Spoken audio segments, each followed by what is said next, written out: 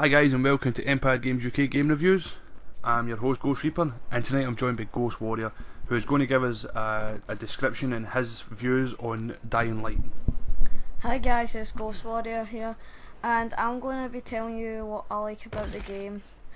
The goods is like the X-ray focus, where if you hit them in certain parts of the body, it will show you their bones.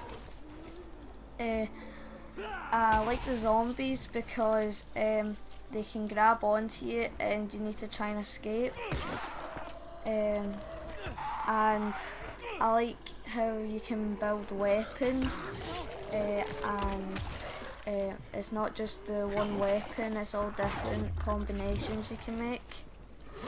The bad is when you're online with your friends, the mic connection, sometimes it will cut out. So what you're saying is when you're online and you're talking to, I don't know, say you were talking to me if we were playing together, it would just cut out and stop working altogether? Yeah. Okay, no problem. And the lag when you're on with your friends, like sometimes it will glitch your weapon and it will just go all around the place. And the uglies sometimes the weapons don't swing, and it's annoying because you can't kill the zombies. So what you're saying is when you're fighting with these, when you're trying to fight against the zombies, obviously it just stops working. It just it's not it's a mechanic in the game. It stopped working. It's malfunctioning. Yeah, and you can't kill the zombies, and they might kill you. And you'll lose your weapons during missions. Sometimes it's part of it, but sometimes it isn't. Right, so just to quickly interrupt again there, sorry. So what you're saying is sometimes in games, if you get into a specific mission, say you're going to go and rescue someone, you have if you have certain weapons like guns and that, if you go in, they don't exist when you come back out the mission. Are they still there, or do you only have them before you start the mission? You only have them before you start the mission, but then they'll go away. But then after the mission, when you've finished it, sometimes there'll be like a bag and all your stuff will be there, but sometimes not. Right, so basically what it is the way that they do it is they do it so that the stuff, the weapons and that would make the mission really, really easy, they take them off you. Yeah, and it's like there's a mission like where there's an arena and they take all of their weapons, and there's some weapons in there that they give you. Right, so well, that's obviously an understandable one. They obviously give you the chance. They've got to do that. I suppose it was the same in Far Cry 4 when you were in the arena. They gave you only certain guns that you had, and you used them. Yeah, and the not so bad is the graphics, because the graphics are really good, and how the zombies look, I think that's really cool. Yeah, I will say I've actually, I've watched the video, and I will say the graphics and it does look quite good. Obviously, you've played it, so you'll know. But it does look genuinely like a good game. And the story mode, that's quite good. It's quite long. Instead of buying like ranged weapons, you'll find them in like crates or that, or in police vans, and you can loot different vans, like police vans or police cars, and you can help survivors or get your rank up.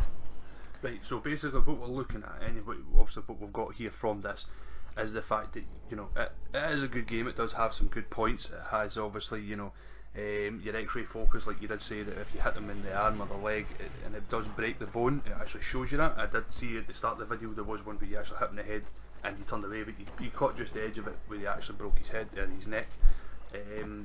Does that make it more entertaining?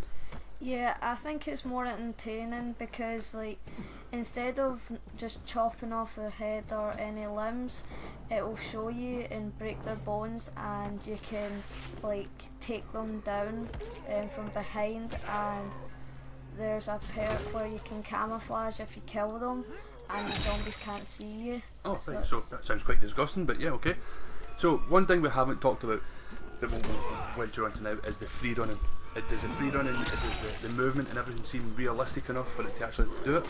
Yeah, it helps, but certain times it'll glitch where it won't let you climb and it will put you back down to the ground.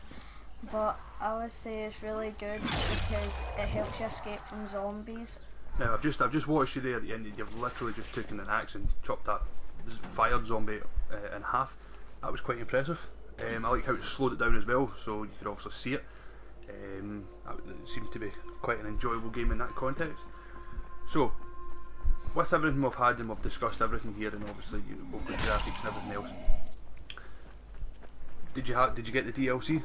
Yeah, it's called I think it's the Havoc DLC, where it's basically like Saw, and this guy captures you and he puts a ball in your leg, and you need to go through all these courses where he'll set it, and you've got 3 lives, and at the end you'll get a golden weapon which they've added in, where you can set your mode to hard and kill things and loot, and you might be lucky to find one.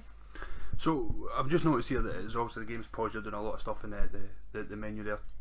How good is the menu? Does it work all good? Does it make it easier to use? Yeah, it's easy to use after you get used to it, but sometimes it will quit and you'll lose a lot of things for random reasons. Right. Okay, so with everything we've talked about, and everything we've discussed tonight, the graphics, the gameplay, the mechanics of everything that work, the combination of weapons, things like that. Do you think it is a good game? Yeah, I think it's a really good game. It's fun to play with your friends. Right. And it also has the ability that you can kill zombies continuously until, well, there's none left, I suppose. Is there anything you would change about it? I would change that you could have more people in a lobby and fix some minor bugs. Right.